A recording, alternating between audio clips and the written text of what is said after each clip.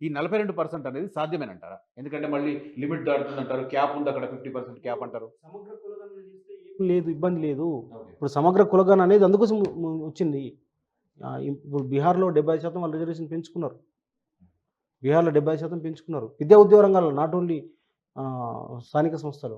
విద్యా ఉద్యోగ రంగాల్లో కూడా వాళ్ళు రిజర్వేషన్ కోర్టు కోర్టు పెంచుకున్నారు. కొట్టేస్తున్న పరిస్థితి చూస్తున్నాం మళ్ళీ కదా! మళ్ళీ పోతుంది. ఎందుకంటే ఒకసారి ప్రభుత్వము పర్ఫెక్ట్‌గా చేసిన తర్వాత ఓకే. ప్రభుత్వాలే నిర్ణయం తీసుకుంటారు. ఇప్పుడు ఈడబ్ల్యూఎస్ రిజర్వేషన్స్ హ్మ్, నరేంద్ర మోడీ గారు తీసుకొచ్చారు. దాన్ని ఎవరు ఆపగలిగిండ్రు? ఓకే. ప్రభుత్వం దగ్గర ఒక చిత్తశుద్ధి ఉన్నప్పుడు, కన్విక్షన్ ఉన్నప్పుడు, హ్మ్. చేయాలన్నటువంటి ఒక దృఢ సంకల్పం ఉన్నప్పుడు ఎందుకు ఇబ్బంది అయితది? పెద్ద సమస్య కాదు కదా! అవును. అవును. ఇలా రాజ్యాంగము, తర్వాత మనకు పార్లమెంటరీ సిస్టము, వాళ్ళకి కార్యనిర్వాహక శాఖకి అన్ని రకాలుగా హ్మ్. వాళ్ళకి విధులున్నాయి, బాధ్యతలున్నాయి కాబట్టి అంటే కమిట్మెంట్ ఉంటే ఖచ్చితంగా కమిట్మెంట్ లీగల్ పరంగా ఇబ్బంది రాకుండా చేసుకోవచ్చు దాని ప్రకారం. మేము చెప్పింది కాదు ఓకే. రాజేష్ గారు. మేము అడిగింది కాదు. రాహుల్ గాంధీ గారు చెప్పిర్రు, రేవంత్ రెడ్డి గారు చెప్పిర్రు. అవును. మేము డిమాండే చేయాలి. ఈ రాష్ట్రంలో ఎవరు డిమాండ్ చేసిరండి? అప్పటి వరకు లేదసల. బీసీ డిక్లరేషన్ వచ్చే వరకు పెద్దగా వినిపించలే. దేశంలో ఏ సంఘం అడిగింది? ఆర్ కృష్ణ గారు అడిగిండ్రా? రాజారాం యాదవ్ అడిగిండ్రా? ఎల్లయ్య అడిగిండ్రా? పుల్లయ్య అడిగిండ్రా? మేధావులు ఎవరు అడిగిండ్రు? ఎవరు అడగలే. హ్మ్. వాళ్ళే నేషనల్ ఎజెండాగా పెట్టుకున్నారు. వచ్చింది కామారెడ్డిలో డిక్లరేషన్‌లో భాగంగా చెప్పిన్నారు. కులగణన చెయ్యి. నువ్వు చేసి ఇప్పుడు నువ్వు ముందే వంక పెట్టడం ఎందుకు? నువ్వు చెప్పింది సమగ్ర కులగణన చేస్తా అన్నావు.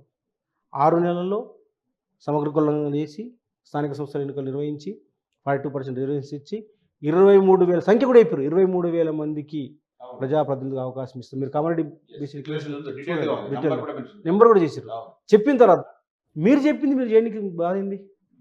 కోర్టులు ఏం చేస్తాయి, ఇంకేం చేస్తాయి తర్వాత చూద్దాం. మీరు నిజాయితీగా చేయండి. మీరు నిజాయితీగా ప్రయత్నించండి. ఇప్పుడు ఎవరైనా సరే ఇప్పుడు నిజాయితీగా చేసిన తర్వాత అంటే సాధ్యమే అనుకుంటున్నారు ఇప్పుడు. ఎందుకంటే పంచాయతీలు ఆల్రెడీ 6 నెలల నుంచి స్పెషల్ ఆఫీసర్ల పాలనలున్నాయి. ఇప్పుడు ఆగస్టు 1 కల్లా అది ఒక టర్మ్ 6 నెలలు అయిపోతది. మళ్ళీ దాన్ని ఎక్స్‌టెండ్ చేయాల్సిన పరిస్థితి. దీనికి దానికి లింక్ పెట్టడం వల్ల స్థానిక సంస్థల ఎన్నికలు ఇప్పుడు జరుగుతాయా? స్థానిక సంస్థల ఎన్నికల లోపల కులగణన జరుగుతదంటారా? అసలు పెద్ద సమస్యనే కాదు. కేసీఆర్ గారు సమగ్ర కుటుంబ సర్వే చేసిండు. 1 డే చేసిండు. సింగిల్ డే చేసిండు. సింగిల్ డే చేసిండు. ఇది ఈ రాష్ట్రంలో కుక్కలెన్నున్నాయి, పందులెన్నున్నాయి, కానీ భూమి సమగ్రంగా ఎంతుంది? లేదని కామెంట్లు వచ్చినాయి కదా! లేదు. హ్మ్. భూమి ఎంతుంది? జాగ ఎంతుంది? మొత్తం అంతా లెక్కలంతా ఉన్నాయి. ఓకే. ఒక్కరోజు చాలు. లేదు నువ్వు 1 మంత్ తీసుకో. హ్మ్. 15 రోజులు తీసుకో. సమగ్ర కులగణన చేయనీకి పెద్ద ఇబ్బంది ఏం లేదు. టెక్నాలజీ వచ్చింది. సైన్స్ ఉంది. కంప్యూటర్ ఉంది. ఈ కంప్యూటర్ యుగంలో ఈ ఎవడి కులం ఏందో చెప్పనీకి ఏముంటది రాజేష్ బీసీ గారు? కమిషన్ చెప్తుంది కనీసం 3 నెలలు పడుతది. ప్రజాభిప్రాయ సేకరణ చేయాలా, ఓ పేపర్ ప్రకటన ఇవ్వాలా, ఇవన్నీ జరుగుతున్నాయి కదా! లేదు. మన కళ్ళ ముందర బీహార్‌లో చేసిర్రు. మన కళ్ళ ముందర కర్ణాటకలో చేసిర్రు. మన కళ్ళ ముందర మన పక్క రాష్ట్రంలో ఆంధ్రప్రదేశ్ చేసిర్రు. మన ప్రాక్టీస్‌లో ఉంది. తెలంగాణ రాగానే కేసీఆర్ గారు సమగ్ర కుటుంబ సర్వే సమగ్ర కుటుంబ సర్వే చేసిండ్రు. ఒకటే రోజుల దుబాయ్‌లో ఉన్నోళ్ళు, మస్కట్‌లో ఉన్నోళ్ళు కూడా వచ్చిండ్రు. బాంబేలో ఉన్నోళ్ళు కూడా వచ్చేసి ప్రభుత్వం చేయాలనుకుంటే, ప్రభుత్వానికి చిత్తశుద్ధి ఉంటే అది సాధ్యమే మనసుంటే కాదు. మార్గం ఉండదు. మనసుంటే మార్గం ఉంటది. అసాధ్యం అనేది లేనే లేదు. హ్మ్. ప్రభుత్వానికి అంత శక్తి ఉన్నది. ప్రభుత్వానికి శక్తి ప్రజలిచ్చిందే. ఇక్కడ ప్రజల డిమాండ్ ఇంకొక అంశం కూడా వస్తుంది. ఓన్లీ ఓటర్ జాబితా ఆధారంగా కూడా ఈ కులగణన రిజర్వేషన్ చేసేయొచ్చు. దానికి సంబంధించి కూడా కొంత కసరత్తు జరుగుతుందంటున్నారు. అది నిజమేనంటారా? మీరు ఇక్కడే మేమేమంటున్నానంటే రేవంత్ రెడ్డి గారి యొక్క వైఖరి, వారి యొక్క ఆచరణ మీరు డౌట్ ఎందుకు పడుతుర్రు? వీళ్ళు చేయలేరు. వాళ్ళు టైం ఇవ్వకుండా మీరు ఎందుకు వాళ్ళని సంశయిస్తుర్రని చెప్పేసి మీరన్నారు. ఎందుకు మీరు ఆహ్, వారిని నమ్మట్లేదని మీరన్నారు. ఇక్కడే నమ్మకం పోతా ఉన్నది. ఒకరోజేమో అసెంబ్లీ ఎలక్షన్ సందర్భంలో ఏమో సమగ్ర కులగణన చేస్తాము. 6 నెలల్లో టైం బౌండ్ అని వాళ్ళే పెట్టిండ్రు. 6 నెలల టైం అయిపోయింది. లోక్‌సభ ఎలక్షన్స్ కాగానే 3 నెలలు అసెంబ్లీ ఎలక్షన్స్‌కి, లోక్‌సభ ఎలక్షన్స్ 3 నెలల సమయం దాటగానే అది మర్చిపోయి ఎలక్షన్స్ పోతా అన్నాడు. మళ్ళీ మేము ఉద్యమాలు చేస్తాం గానీ, లేదు మేము చేస్తామని బీసీ కమిషన్ తెప్పిస్తారు, మేధావులతో ఇప్పిస్తారు. మంత్రులు చెప్తారు, కాంగ్రెస్ పార్టీ నాయకులు చెప్తారు. లేదు మేము ప్రయత్నం చేస్తున్నాం, విధి విధానాలు రూపొందిస్తున్నాం, చేస్తామని చెప్తారు. మళ్ళీ మేము ఇందిరా పార్క్ దగ్గర ధర్నా రోజే జూన్ 15 తారీఖు నాడు ఒక ప్రధాన పత్రికలో అంటే పత్రికల మీద మాకు చాలా గౌరవం. ఆ పత్రిక రేవంత్ రెడ్డి గారికి చాలా దగ్గరి మిత్రుడి పత్రిక. ఆ పత్రికలో పెద్ద పత్రిక.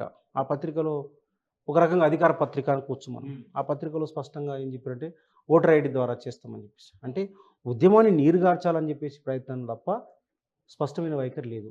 ఓటర్ ఐడిలో రాజేష్ గారు కులం ఉందా?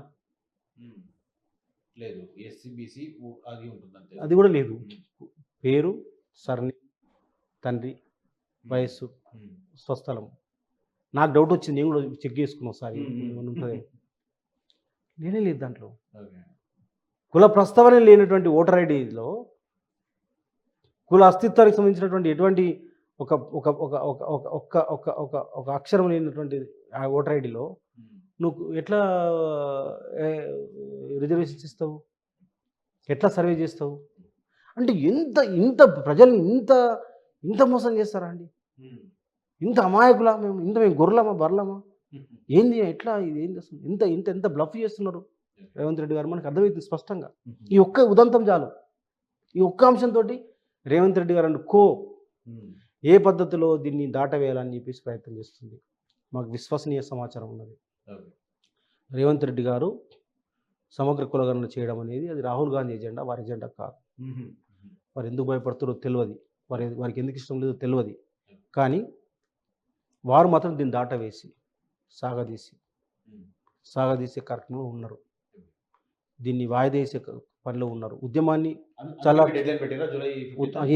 ఉద్యమాన్ని చల్లార్చే క్రమము మాకు ఒక విశ్వసనీయ సమాచారం ఏంటంటే 2 పద్ధతుల్లో చేస్తున్నారు రేవంత్ రెడ్డి గారు. ఒకవైపు ఏమో స్పష్టమైన ప్రకటనీయుడు, చెప్పరు, ఇప్పటికి ప్రభుత్వం అధికారికంగా ప్రకటించది, కానీ బీసీ కమిషన్తో చెప్పిస్తారు, చైర్మన్తో చెప్పిస్తారు, కొంతమంది మేధావుల్ని కలుస్తారు, వాళ్ళు చెప్తారు బయటకు వచ్చి.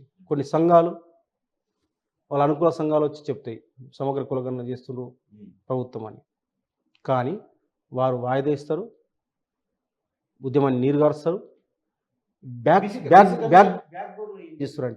డోర్లో ఏం చేస్తారంటే మీరు అన్నారు ఒక మాట, ఈ సమయం అయిపోతుంది కదా, 6 నెలలు దాటింది, ప్రభుత్వ పాలన, గ్రామ పాలన అధికారులతో 2 రోజులు నిర్వహిస్తారు కాబట్టి ఇది నష్టం జరుగుతుంది, ప్రజాస్వామ్యానికి మంచిది కాదు, గ్రామ పాలన స్తంభిస్తుంది. కాబట్టి ఇమీడియట్గా ఎలక్షన్స్ పెట్టాలి అనే ఒక కాలయాపన చేస్తుంటే ఎలక్షన్స్ పెట్టాలని ఒక డిమాండ్ వస్తుంది. ఆ డిమాండ్ని అనుకూలంగా కొంతమంది ప్రైవేట్ వ్యక్తులతోటి హైకోర్టులో కేసు ఇప్పించి రేవంత్ రెడ్డి గారే, వాళ్ళకి ఆర్థిక సహాయం చేయించి రేవంత్ రెడ్డి గారే మంచి అడ్వకేట్స్ని పెట్టి, పేరెన్నిక గల అడ్వకేట్స్, చాలా మంచి అథారిటేటివ్గా ఉన్నటువంటి అడ్వకేట్స్, న్యాయశాస్త్రంలో కోవిదులైనటువంటి ఉద్దండ పిండాలని పెట్టి వాళ్ళతోటి కేసు వేయించి హైకోర్టులో ఒక డైరెక్షన్ తీసుకొచ్చి మీరు అవన్నీ తర్వాత చేసుకుండా ఏం చేసారు, సమగ్ర కులగణన చేయొచ్చు కదా, నువ్వు చేస్తలేవు, అక్కడేమో ఇదవుతుంది, మీరు మళ్ళీ చేసుకోండి, ఫస్ట్ అయితే ఎలక్షన్స్ పెట్టు. చూసినా నేను ట్రై